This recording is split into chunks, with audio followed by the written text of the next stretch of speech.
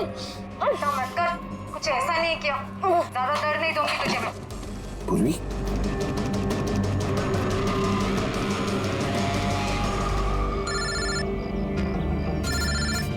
हाँ सर। क्या शिप्रा की पड़ोसन अदिति? सर मैं फौरन वहां पहुंचता हूं। नहीं सर, अब अशोक का भी पता नहीं चला। ये सर। सब कुछ प्लान के मुताबिक तो चल रहा है। अब देखते ही आदिति पूर्वी को कहां लेकर जा रही है। अरे ये क्या, ट्रैकर एक ही जगह पे मूव ही नहीं हो रहा। कहीं ऐसा तो नहीं उन लोगों को ट्रैकर के बारे में पता चला हो, निकाल कर फेंक दिया हो। माय गॉड, अब तक पहुंचेंगे कैसे इन सब तक?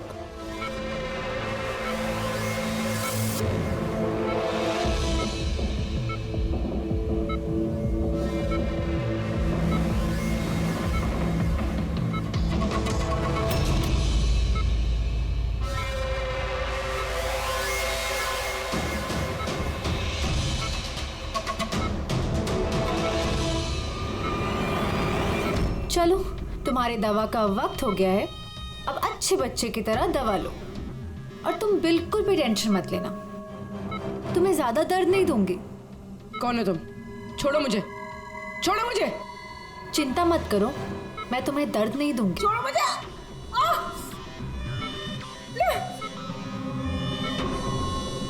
मैंने तुम्हें मना किया था ना कि कुछ दिनों के लिए हम किसी नए लोगों को नहीं लाएंगे, क्योंकि सीआईडी वाले हमें पागलों की तरह ढूंढ रहे हैं। हमारी कोई भी लापरवाही हमें बहुत महंगी पड़ सकती है। सर अदिति का घर बंद था, दरवाजा तोड़ के हम लोग अंदर भी घुसे पर कुछ हाथ नहीं लगा सर। इस अशोक का भी कुछ पता नहीं चल रहा है। सर ऐसा लग रहा है हमारे लिए सारे रास्ते बंद हो गए। नहीं फ्रेडी, हमारे लिए कोई रास्ता बंद नहीं होता, हम सीआईडी वाले रास्ता बनाते हैं। सर वो लोग कहीं पूर्वी को केमिकल इंजेक्शन ना दे दें। नहीं, कुछ नहीं करेंगे वो लोग, पूरी को कुछ नहीं होगा। कोई तो बात हम मिस कर रहे हैं, कोई तो बात है जो हमसे छूट रही है, पर क्या क्या हो सकती है वो बात? सर वो कपड़े का टुकड़ा जो हमें सुबह के हाथ में मिला था, उसके रेशे में आटा मिला था हमें। हाँ सर, आटा। जब मैं अशोक के बारे में रोड पे लोगों से पूछ रहा था, हाँ, तो वहां पे मैंने एक आटा की चक्की देखी थी और उसके पीछे एक पुरानी बिल्डिंग भी है। तो फिर जरूर वो आदमी जिसने परेश पर हमला किया उस आटे की चक्की के आसपास ही रहता होगा, इसीलिए तो उसकी शर्ट पर आटा आ गया। तो ये भी तो हो सकता है कि परेश पे हमला करने वाला अशोक ही हो। सर वो कपड़े का टुकड़ा भी अशोक का ही हो सकता है। ये भी हो सकता है कि परेश पे हमला करने वाला और ये अशोक दोनों एक गैंग के लिए काम करते हो और वो गैंग आटे के चक्की के आसपास होगा। सबके सब आटे के चक्की के आसपास ही हो गया अभिजीत, और पूर्वी को भी उस चक्की के आसपास ही रखा होगा।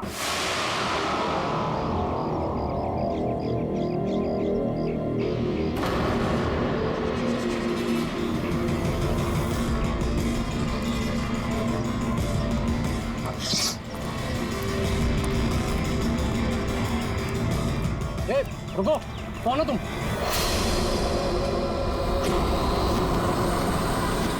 तुम नहीं, यहाँ तुम नहीं हो सकते। नहीं। ए रुक, अरे यहाँ आने की परमिशन नहीं है किसी को। वॉचमैन पकड़ो इसे।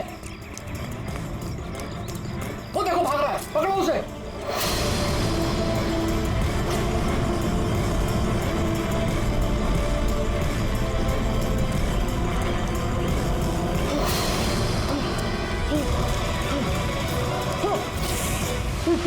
तुम यहाँ भी नहीं, तुम यहाँ नहीं हो सकते। नहीं।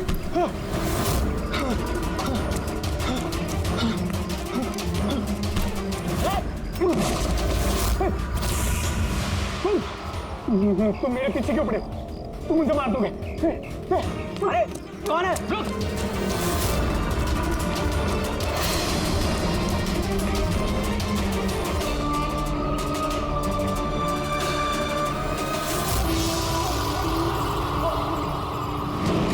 परेश, तुम कहाँ हो? मैं तुम्हारी मदद करने आया हूँ। देखो, डरो नहीं, सामने आओ, मैं तुम्हें उससे बचा लूंगा। कुछ नहीं कर पाएगा वो तुम्हारा। सामने आओ परेश।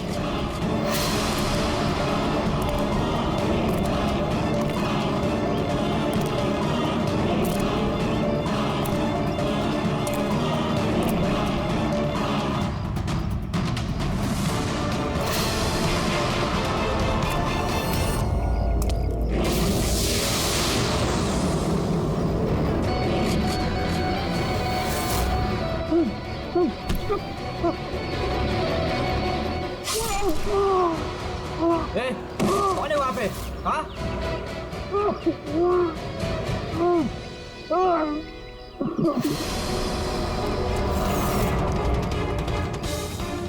अरे क्या हुआ ये सब? अरे किसने किया? बोलो, बताओ। ठीक तो हो तुम? अरे बताओ किसने किया ये सब?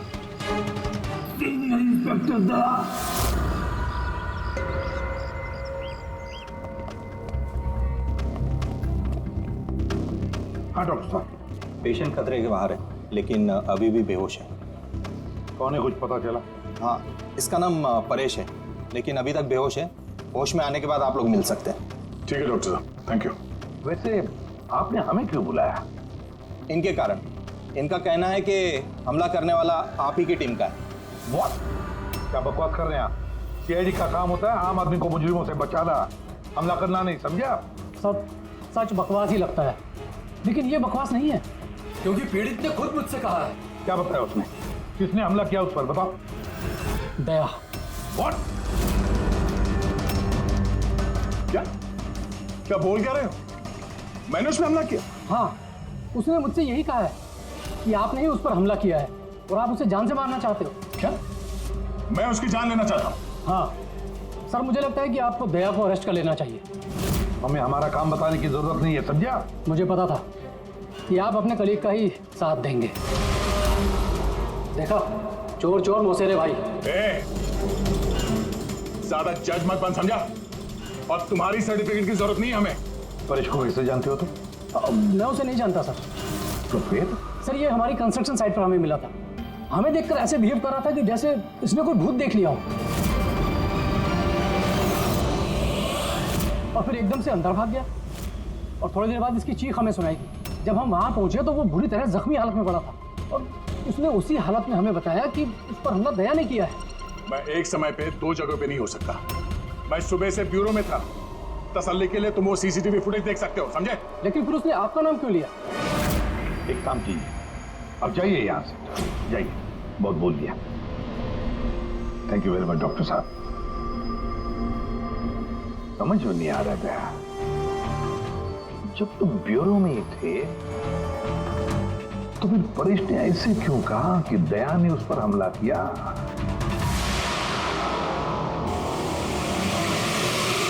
एक बात बताइए, जब आप लोगों ने यहाँ पे परेश को जख्मी हालत में देखा था तो उसके साथ में कोई था या किसी को आते जाते देखा हो?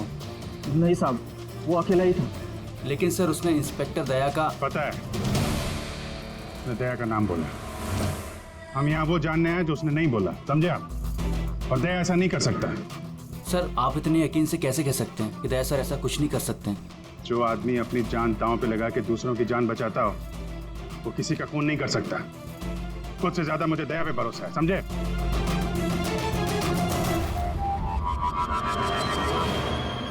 आसपास चेक करते हैं, शायद कोई सबूत मिल जाए।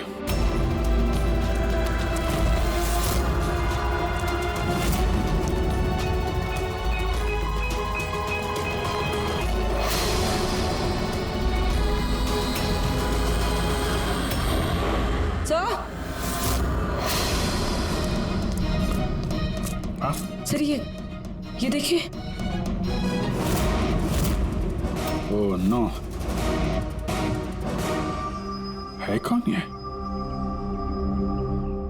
जिंदा है।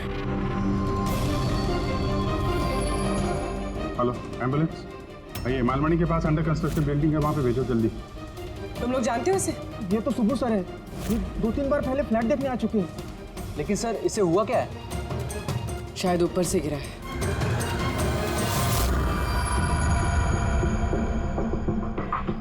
ऊपर से गिरा है या फिर गिराया गया है?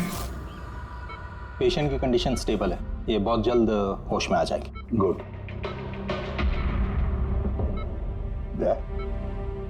क्या हो गया, इसे तुम ऐसे क्यों देख रहे हो? जानते हो इसे? साहब। अभिजीत, तुम यहाँ क्या कर रहे हो?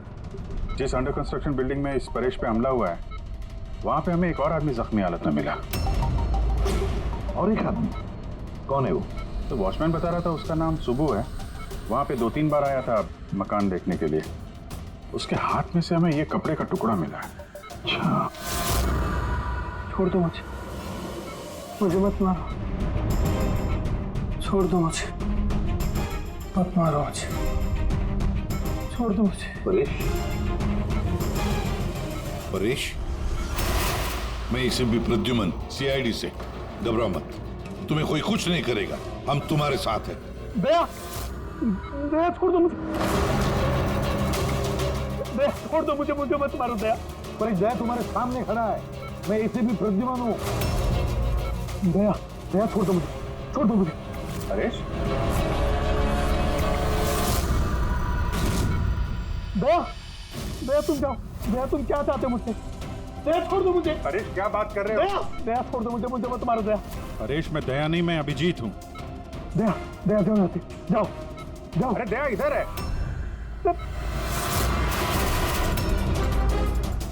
दया छोड़ दो मुझे, मुझे मत मार दो दया। परेश इधर देखो, हम पहले मिल चुके हैं, तुम जानते हो मुझे। दया, छोड़ दो मुझे, मुझे मत मारो। सब दया, तुम सब दया, मुझे मत मारो। डॉक्टर, दया छोड़ दो मुझे, डॉक्टर, दया छोड़ दो मुझे, मार दया। डॉक्टर साहब, देखिए ना, क्या हो गया? दया छोड़ दो मुझे, मुझे एक मिनट, सब दया छोड़ दो, कुछ नहीं होगा तुम्हें। कुछ कर दो, सब दया हो तुम, सब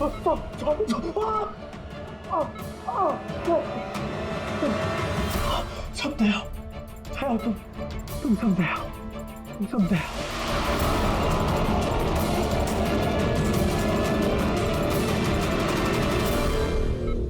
ये चक्कर है क्या? और हर किसी के चेहरे में उसे मेरा चेहरा नजर आता है। हाँ वही तो, इसलिए जब उसने उस आर्किटेक्ट को, उसके असिस्टेंट को, उस वॉचमैन को देखा तो ऐसे बर्ताव करने लगा जैसे उसने भूत देखा है। और उसके दिमाग का भूत दया तुम हो, तुम।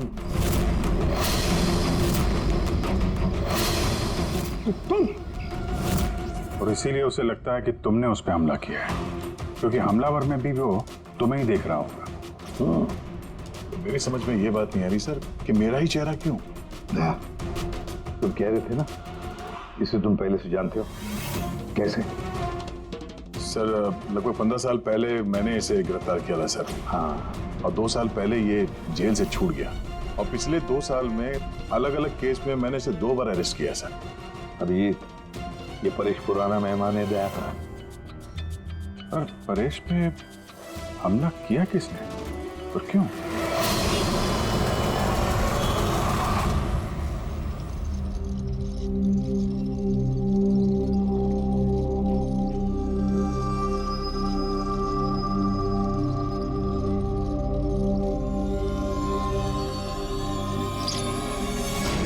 अरे मैडम जरा ध्यान से।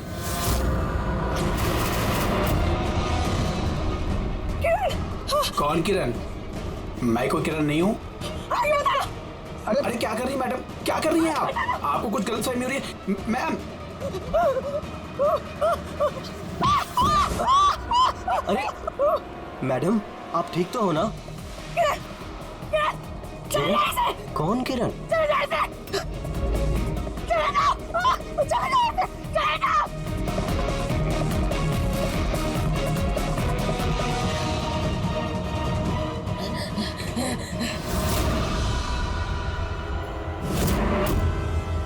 क्यों सुबह, कैसी तबीयत है तुम्हारी? सर पैर की हड्डी टूट गई है और बाकी इधर उधर थोड़ी सी चोटें लगी हैं। मुझे एक बात बताओ, क्या हुआ था उस दिन? हाँ? वो आदमी सीढ़ियों से भाग रहा था जब मैं उससे टकराया, और जब मैंने उसके हाथ में चाकू देखा तो मैंने शोर मचाया और उसे पकड़ने की कोशिश की, लेकिन तब उसने मुझे धक्का दे दिया और मैं नीचे गिर गया। उसके बाद सर कुछ याद नहीं। सुबह, तुम्हारे हाथ में से हमें वो जो एक कपड़े का टुकड़ा मिला था, लाल कलर की चौकड़ी का, क्या वो उस आदमी की शर्ट का टुकड़ा था? जी सर, शर्ट पहना था उसने वो, और हाथापाई के दौरान शायद वो मेरे हाथ में आ गया था। अच्छा ये बताइए, उस आदमी का चेहरा देखा था?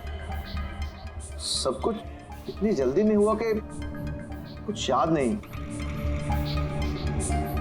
ठीक है, अब तुम जाओ, अगर जरूरत पड़े तो हम तुमसे फिर मिलेंगे, ठीक है? जी सर, थैंक यू सर। जाओ।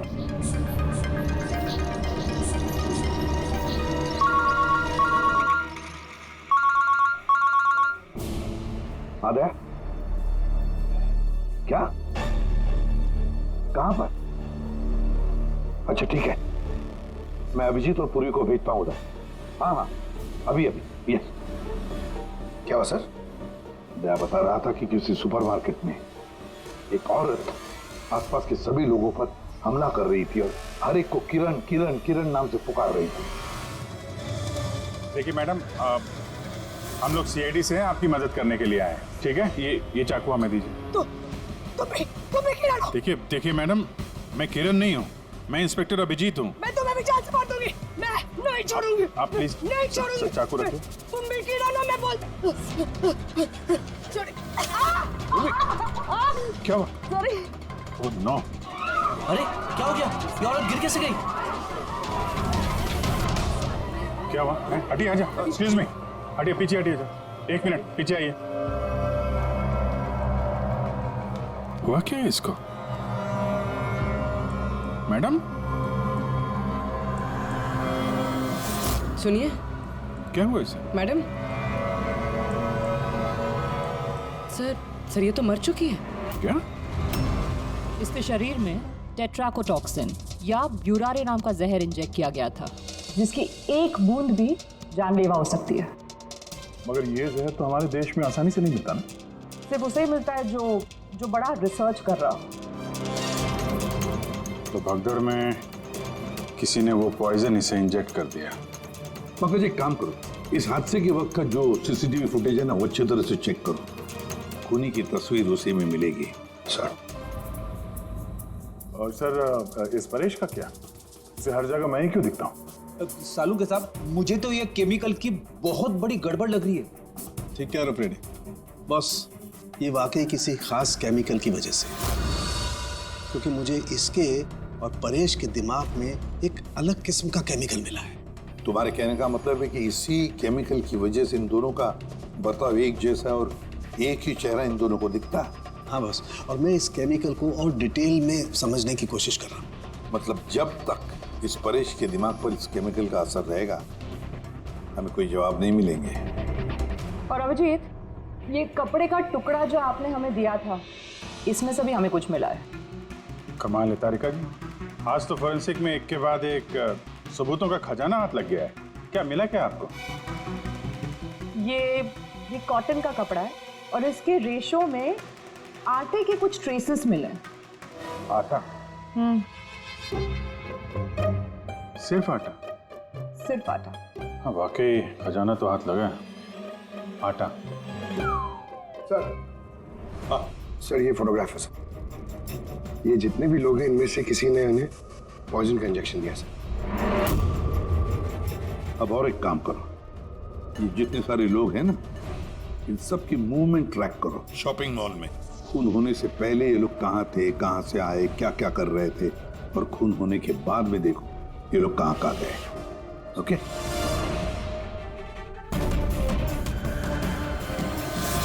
सर मैंने इस औरत का बैकग्राउंड चेक किया। इसका नाम शिप्रा है, ये एक हाउसवाइफ थी। सर परेश तो फिर भी एक मुजरिम है, उसके कई दुश्मन हो सकते हैं, लेकिन इसकी किससे क्या दुश्मनी हो सकती है? वजह तो कुछ भी हो सकती है पूर्वी, लेकिन एक बात कॉमन है शिप्रा और परेश के बीच में, उन दोनों के ब्रेन में वही केमिकल मिला है। तो उन दोनों का दुश्मन भी एक ही हो सकता है। इस किरण के बारे में क्या पता चला? सर किरण शिप्रा का पति था और 2 साल पहले ही उसकी मौत हो चुकी थी। सर किरण शिप्रा को काफी मारता पीटता भी था। कोई ना कोई बात तो है इस परेश और शिप्रा के बीच में, कोई कॉमन बात, जिसकी वजह से ये दोनों भी उस खूनी के निशाने पर आ गए। क्या हो सकती है वो कॉमन बात? क्या हो सकती है? सर मैं परेश के पड़ोस में पिछले 5 साल से रहता हूँ, पर अजीब बात है सर, ना मैंने उसे कभी देखा ना कभी मुलाकात हुई। और कोई नहीं है परिवार में उसके? सर उसके पिताजी थे जिनकी मौत तब हो गई थी जब वो जेल में था, और कोई नहीं है। सर शिप्रा का हस्बैंड बहुत स्ट्रिक्ट था, वो उससे मिलना तो दूर किसी से बात तक करने अलाउ नहीं करता था। इनफैक्ट वो तो उसको मारता पीटता भी था। सर उसके हस्बैंड के डेथ के बाद ना मैंने बहुत कोशिश की कि मैं उससे बात करूं, उससे पूछूं, लेकिन उसने इंटरेस्ट नहीं रखा। अच्छा, उसका कोई करीबी दोस्त, कोई रिश्तेदार नहीं था क्या? सर मुझे नहीं लगता कि होगा। अच्छा। शिप्रा और परेश दोनों की जिंदगी में एक बात कॉमन, दोनों जिंदगी में अकेले थे, ना कोई दोस्त ना कोई रिश्तेदार। सर दोनों में एक चीज कॉमन है। क्या? सर हमने परेश और शिप्रा का कंप्यूटर चेक किया तो उनकी कंप्यूटर हिस्ट्री से पता चला है कि दोनों ने ही ऑनलाइन सपोर्ट ग्रुप ज्वाइन किया था। अच्छा, ऑनलाइन सपोर्ट ग्रुप मतलब? सर ये ग्रुप्स है जो डिप्रेशन, लोनलीनेस, ड्रग एडिक्शन और अल्कोहलिज्म में फंसे होते हैं, उनकी काउंसलिंग करता है और उनकी मदद करता है। सर शिप्रा ने 2 हफ्ते पहले ही एक ऐसा ग्रुप ज्वाइन किया था जो शादीशुदा जिंदगी में परेशान लोगों की मदद करता है, और परेश ने अपने अकेलेपन से निकलने के लिए पिछले महीने ही ऐसा ग्रुप ज्वाइन किया था। अजीब इत्तेफाक है, दोनों ने ऑनलाइन ग्रुप ज्वाइन किया और दोनों को एक ही तरीके की परेशानी हुई। कुछ पता चला इस ग्रुप के बारे में? सर हमारा साइबर एक्सपर्ट राज इस ग्रुप को ट्रेस करने की कोशिश कर रहा है, जल्दी कुछ पता चल जाएगा। सर शिप्रा का खून इसी आदमी ने किया। जिस वक्त उसका खून हुआ था उस वक्त जितने भी लोग मौजूद थे, ये सबसे ज्यादा अजीब है सर। जिस वक्त अभिजीत सर और पूर्वी सुपरमार्केट पहुंचे थे, ठीक उसी वक्त ये आदमी वहां पहुंचा था सर, और भीड़ में घुस गया था, और जब शिप्रा की मौत हुई तो फटाफट वहां से भाग गया। रेडी, काम करो, हमारा डेटाबेस चेक करो, शायद इसके बारे में कुछ पता चले, कोई लीड मिल जाए। इसका मतलब है सर ये खूनी सुपरमार्केट में कुछ खरीदने नहीं बल्कि शिप्रा को मारने के लिए आया था।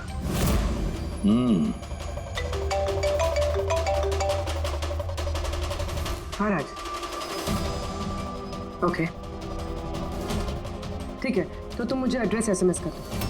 Thank you sir. Cyber expert Raj का फोन था, उसका कहना है कि ये दोनों ग्रुप्स एक ही IP एड्रेस से बनाए गए हैं। एक ही कंप्यूटर से? हाँ सर। IP का एड्रेस मिला है? हाँ सर, अंधेरी में एक प्रिंटिंग शॉप है, ये दोनों ग्रुप्स वहीं से बनाए गए हैं। बस, तो फिर अभिजीत तुम और पूर्वी जाओ वहां पर और देखो कौन है इस सबके पीछे और उसका क्या कनेक्शन है। सर क्या सोच रहे होते हैं? सर नहीं, पंकज ने भी बताया कि वो खूनी शिप्रा को मारने के इरादे से ही आया था। तो फिर सर उसे पता कैसे चला कि शिप्रा वहाँ सुपरमार्केट में है और वो लोगों पे हमला कर रही है? वो शिप्रा को फॉलो कर रहा होगा सर। अगर फॉलो कर रहा था तो अभिजीत और पूर्वी के वहाँ सुपरमार्केट में पहुंचने से पहले वो मार के निकल जाता, बाद में नहीं मारता उसे। अभिजीत को सुपरमार्केट पहुंचने में 20 मिनट लगे और खूनी को भी वहां पहुंचने में 20 मिनट लगे, तो इसका मतलब है दोनों को भी खबर एक ही वक्त पहुंची थी। सर कहीं ऐसा तो नहीं कि इंफॉर्मेशन खूनी को हमसे ही गई हो? हमारे यहां से इंफॉर्मेशन? हाँ हो सकता है। क्या कहीं ऐसा तो नहीं कि जब हम परेश को देखने गए थे हॉस्पिटल में, उस वक्त खूनी वहां पर मौजूद था और उसने मेरी बातें सुन ली हो? खूनी हॉस्पिटल में कर क्या रहा था? क्या परेश खूनी के हाथों पहले तो बच गया था, हो सकता है खूनी अपना अधूरा काम पूरा करने हॉस्पिटल आया था, परेश को खत्म करना चाहता था इसलिए।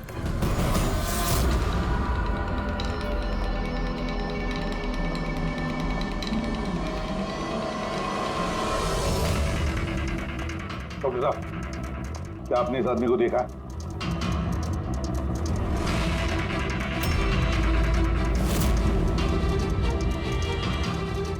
भाई साहब, ये आदमी को देखिए जरा, इस हॉस्पिटल में इसको देखा है कहीं? हाँ, इसको तो मैंने देखा है। कहाँ देखा है? वहाँ वेटिंग रूम में।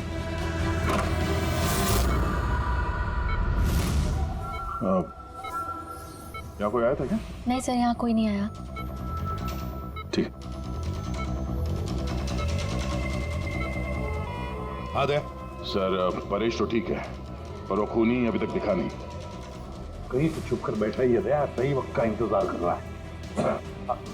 वेटिंग रूम में भी चेक किया सर, अभी कोई नहीं है। तो यही पता है, पर कहाँ छुप कर बैठा है ये?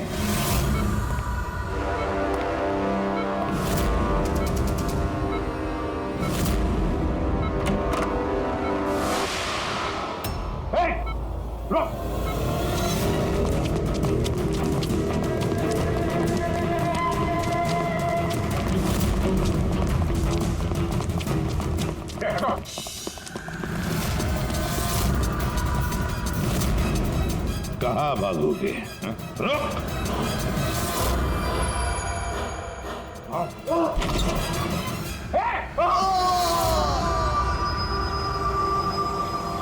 My God. हाँ भाई, क्या मिला? सर ये दोनों साइड डिलीट किए जा चुके हैं, अब वो ऑपरेशनल नहीं है। मतलब अपराधी ने सबूत मिटा दिया? जी सर, पर सर कुछ इंटरेस्टिंग चीजें मेरे हाथ लगी है। क्या? ये देखिए सर, इसी आईपी एड्रेस से, इसी कंप्यूटर से उस तरीके के 6 और ऑनलाइन सपोर्ट ग्रुप बनाए गए हैं। तो लोगों को फंसाने के लिए ऐसे कई ग्रुप बनाए गए हैं? बिल्कुल सर। सर बाकी ग्रुप डिटेल में चेक कर लेता हूँ। मतलब सर, परेश और शिप्रा के अलावा और भी कई लोग हैं जिन्हें इन लोगों ने फंसाया है। मगर सर मकसद क्या हो सकता है इस तरह से साइट बना के लोगों को टारगेट करने का? वही केमिकल से रिलेटेड कुछ होगा। ये कुछ मिला रजिस्टर में? हाँ सर। सर पिछले 3 महीनों में 85 लोगों ने कंप्यूटर यूज़ किया। सबकी डिटेल्स चेक करनी पड़ेगी। ठीक है सर, ये देखिए 6 में से 5 ग्रुप डिलीट किए जा चुके हैं, लेकिन अभी भी एक सपोर्ट ग्रुप एक्टिव है और अभी भी उसे कोई ऑपरेट कर रहा है। Enhancing the life of lonely people, मतलब साफ है, ग्रुप बनाया जाता है, तना लोगों को फंसाया जाता है और बाद में ग्रुप डिलीट। तो अब उन्हें एक और शिकार की जरूरत है। एक आइडिया है कोई? कुछ पता चला इस आदमी के बारे में? फिलहाल तो कुछ नहीं। वॉलेट के अलावा इसके पास कुछ भी नहीं मिला है, मोबाइल फोन तक नहीं। तो हमारे पास कोई सुराग नहीं है।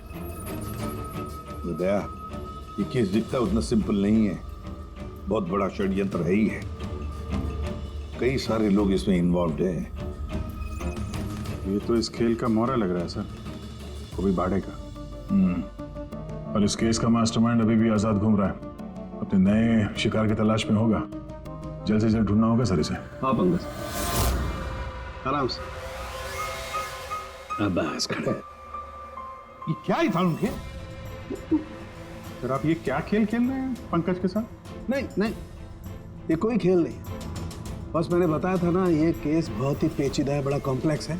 याद है ना, मैंने बताया था उस परेश के और उस शिप्रा के दिमाग में मुझे एक अलग तरीके का केमिकल मिला था। हाँ, मैंने उस केमिकल को रिप्लिकेट किया और इस पंकज के शरीर में इंजेक्ट कर दिया। What? तू पागल हो गया फारूक है? अगर इसे कुछ हो गया तो? अरे कुछ नहीं होगा यार, बिलीव मी, मैं पागल हूं क्या?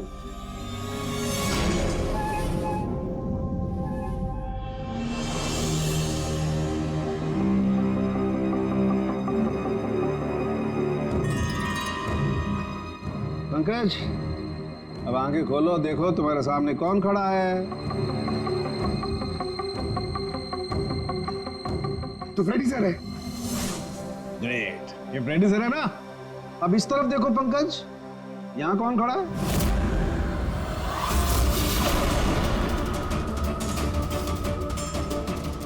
ये कैसे हो सकता है?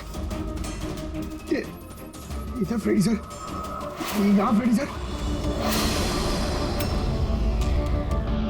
मतलब शाहरुख है, ये परेश और शिप्रा के साथ यही हो रहा? बंद कर। बस पट्टी लगा लो, बस। देखा बस, इसे फ्रेगोली सिंड्रोम कहते हैं। इस सिंड्रोम में इंसान को एक ही चेहरा हर चेहरे में दिखाई देता है। उस इंसान का चेहरा जिसे या तो वो सबसे ज्यादा नफरत करता है या जिससे सबसे ज्यादा डरता है। पंकज, मुझसे इतनी नफरत करता है तू? अरे सर, आपसे नफरत थोड़ी करता हूँ सर, आपसे तो मैं डरता हूँ। पंकज को मैंने इस केमिकल का बहुत थोड़ा सा डोज दिया, इसीलिए इस पर वैसा असर नहीं हुआ जैसा शिप्रा पर और परेश पर हुआ था। परेश और शिप्रा को तो इतना हैवी डोज दिया गया था कि उनके दिमाग पर गहरा असर हुआ और साइकोसिस लेवल पर पहुंच गए। इसलिए दोनों ऐसा रिएक्ट कर रहे थे जैसे सामने भूत दिख गया हो। तो इसका मतलब जैसे जैसे परेश के दिमाग से ये केमिकल का असर कम होगा, नॉर्मल हो जाएगा और हमें अपराधी तक पहुंचने का जरिया मिल जाएगा। हो सकता है, लेकिन दावा नहीं कर सकते। और हाँ, हम ये भी नहीं कह सकते कि इस केमिकल का असर कितने दिनों में खत्म होगा।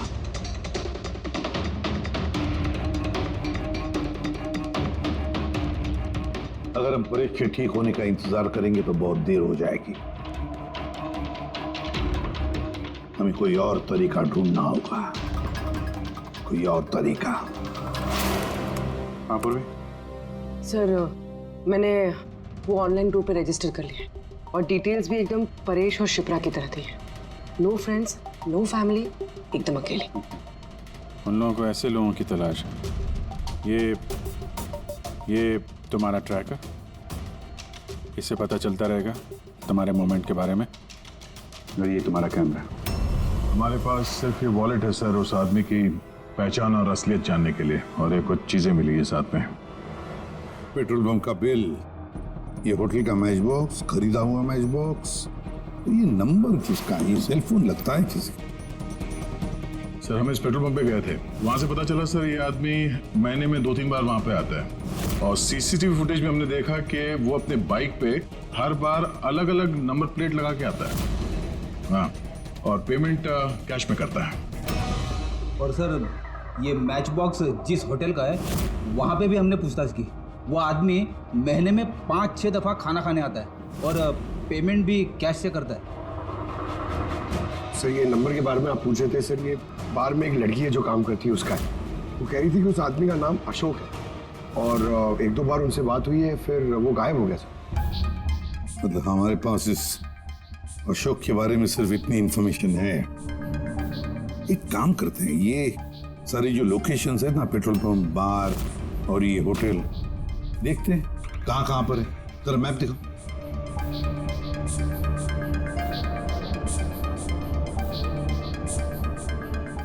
ये वो जगह है जहाँ पे वो पेट्रोल पंप है। सर यहाँ पे बाहर है सर। और सर ये होटल है। बार, ये होटल, पेट्रोल पंप।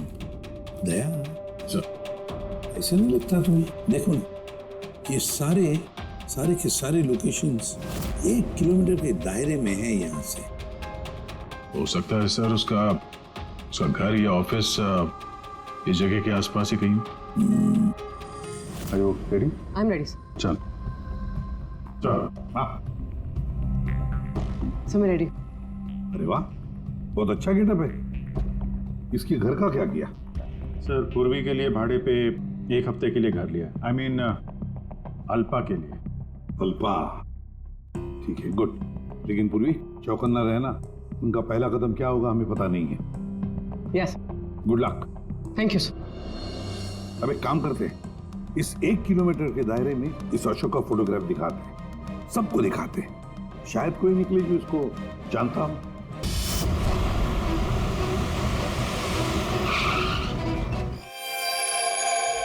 कोई अपने जगह से नहीं लेगा, कोई भी नहीं। पूर्वी कहाँ है? अदिति, पूर्वी कहाँ है?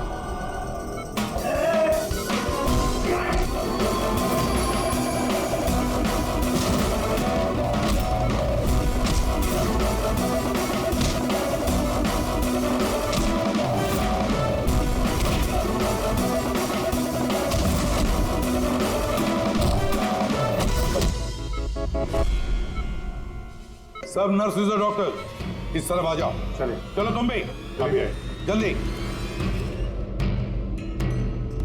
डॉक्टर अदिति, पूर्वी कहाँ है? पूर्वी कहाँ है?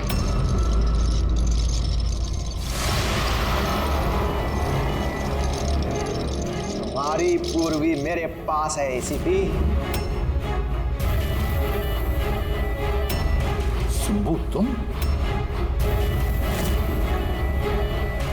हाँ, मैं, जिसे तुम लोग यहां वहां खोज रहे थे ना, वो तुम लोगों के साथ ही था। मुझे देखकर अफसोस तो हो ही रहा होगा ना। मुझे पता था सीआईडी कोई भी काम अधूरा नहीं छोड़ेगी, इसलिए मैं अपना हर कदम फूंक फूंक कर रख रहा था। लेकिन इस अदिति की बेवकूफी की वजह से सब गड़बड़ हो गया और मुझे फंसाने के लिए तुमने अपने इस ऑफिसर को मेरे पास भेज दिया। लेकिन अब ये मेरे जाल में फंस चुकी है और मुझे यही यहां से बाहर निकालेगी। तुम्हें क्या लगता है पूर्वी की आड़ लेकर तुम हमसे बच जाओगे? नहीं, लगता नहीं है, ऐसा ही होगा। अगर तुम अपने इस बहादुर ऑफिसर को जिंदा देखना चाहते हो तो मुझे यहां से जाने दो। नहीं तो मैं ये केमिकल इसके अंदर इंजेक्ट कर दूंगा और उसके बाद क्या होगा तुम लोग सब जानते हो। और ये सब तुम क्यों कर रहे हो? हाँ? अपने बेटे रवि के लिए। अपने बेटे के लिए? हाँ, मेरे बेटे को पार्किंसन नाम की बीमारी है। मैं अपने केमिकल से उस बीमारी का इलाज ढूंढ रहा हूं और मैं जिस फार्मा में काम करता हूं वो मुझे इंसानों पर उसे ट्राई करने नहीं देती। इसीलिए तुमने अपने तरीके से लोगों को फंसा के उन पे ये एक्सपेरिमेंट करना शुरू कर दिया। अगर मैं ऐसे नहीं करूंगा तो मैं सही इलाज तक नहीं पहुंच पाऊंगा। कैसे पता चलेगा मुझे कि इन केमिकल्स का इंसानों पर रिएक्शन क्या होता है? और इसीलिए तुम सपोर्ट ग्रुप में ऐसे लोगों को टारगेट करते थे जो अकेले रहते थे, ताकि अगर वो गायब भी हो जाए तो किसी को भनक ना लगे और तुम उन पर अपने एक्सपेरिमेंट्स आराम से करते रहो। हाँ? अकेलेपन से जूझ रहे परेश को मैंने अपने सपोर्ट ग्रुप के जरिए फंसाया और उस पर एक्सपेरिमेंट शुरू किया। लेकिन इन सबकी गलती की वजह से वो यहां से भाग निकला और तुम लोगों के हाथ लग गया। नहीं तो मेरा प्लान कभी फेल नहीं होता। तभी तुम उसकी जान के पीछे पड़े हुए थे। मैं तो उसे उस अंडर कंस्ट्रक्शन बिल्डिंग में ही मार डालता, लेकिन वो आर्किटेक्ट बीच में आ गया। वहां तुम भी तो जख्मी हालत में मिले थे, ये क्या चक्कर है? परेश को जैसे ही मैंने चाकू मारा मुझे लोगों की आवाज आई और मैं वहां से भागना चाहा और हड़बड़ी में तुम्हारा पैर फिसल गया और तुम सीधे नीचे गिर गए। मैं तो वहां से भी भाग जाता, लेकिन मेरे टूटे हुए पैर की वजह से मैं भाग नहीं पाया। और इसीलिए तुमने विक्टिम होने का ढोंग किया ताकि तुम सेफ भी रहो और किसी को तुम पे शक भी ना हो। और तभी तुम लोगों की नजर मुझ पर पड़ी। और शिप्रा का क्या? उसे तो तुमने किडनैप नहीं किया था, वो तो सुपरमार्केट में घूम रही थी। सपोर्ट ग्रुप में से अदिति ने शिप्रा को चुना और हमने डिसाइड किया कि हम उसे किडनैप नहीं करेंगे और चुपचाप ये ड्रग देते रहेंगे। खिलाड़ी तो तुम शातिर हो और थोड़े कच्चे हो, नहीं तो हमारे लिए सबूत नहीं छोड़ते तुम। याद है ना तुम्हारा वो शर्ट, उसका एक टुकड़ा, कपड़े का टुकड़ा, उस पर जो आटा लगा था ना, बस उसी के जरिए हम तुम तक पहुंच गए।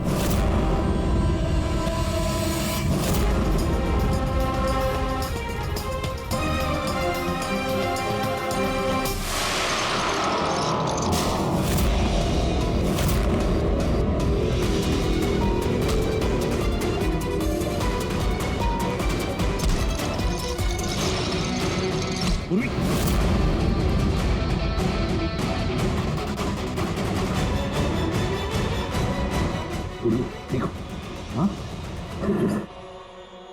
क्या किया तुमने सुबह? कभी सोचा है? हाँ?